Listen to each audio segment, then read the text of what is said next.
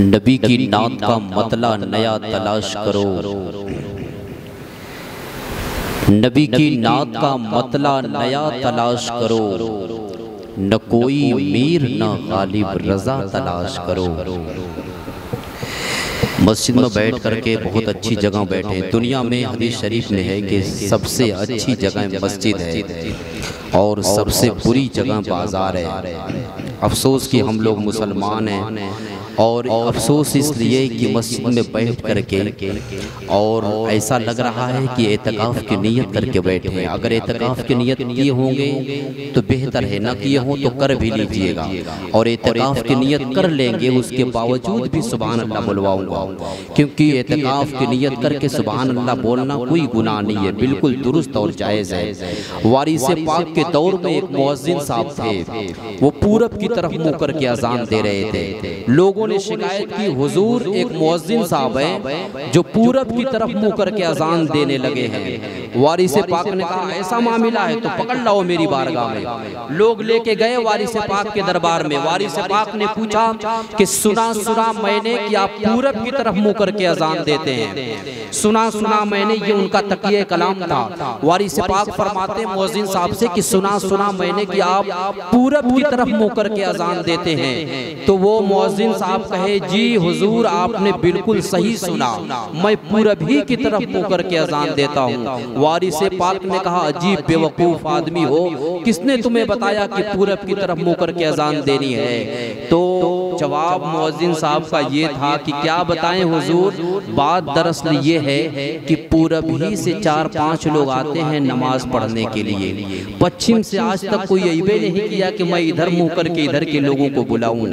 तो मैं जानता हूँ ये कस्बा अदरी है और यहाँ अहले इल्म हजरात रहते हैं, बच्चा भी समझदार है।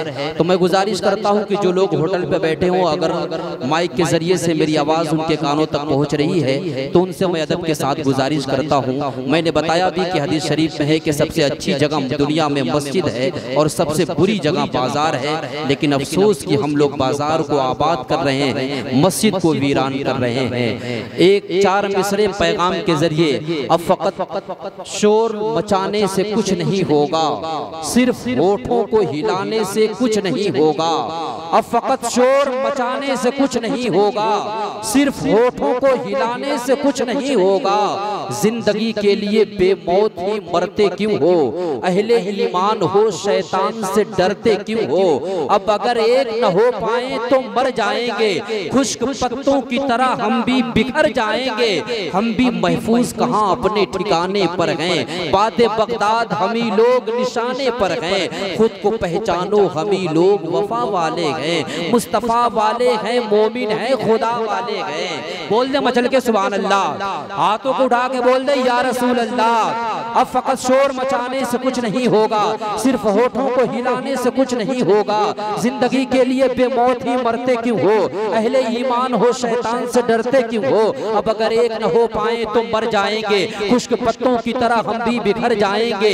हम भी महफूज कहाँ अपने ठिकाने पर हैं, बादे बगदाद हम ही लोग निशाने पर हैं। खुद को पहचानो हम ही लोग वफा वाले हैं, मुस्तफा वाले हैं, मोमिन हैं, खुदा वाले हैं। अरे दरे खैबर को उखाड़ा था हमें याद नहीं, हमने मरहब को पछाड़ा था हमें याद नहीं। रह के महलों में हर एक आयत हक बोल गए, ऐशो इशरत में पैगंबर का सबक भूल गए। अजी कुफ्र दम तोड़ दे, कुफ्र दम तोड़ दे, टूटी हुई शमशीर के साथ हम निकल आए अगर नारे तकबीर के साथ। कुफ्र दम तोड़ दे, टूटी हुई शमशीर के साथ हम निकल आए अगर नारे तकबीर के साथ। आए अदब के साथ नात के 3 शेर पढ़ने के लिए गुजारिश करता हूँ। शहंशाह तरन्नुम वासिफ शाह खुदा बुलबुल बाग मदीना जनाबे आसिफ रजा वास्ती अदरवी से तशरीफ लाए।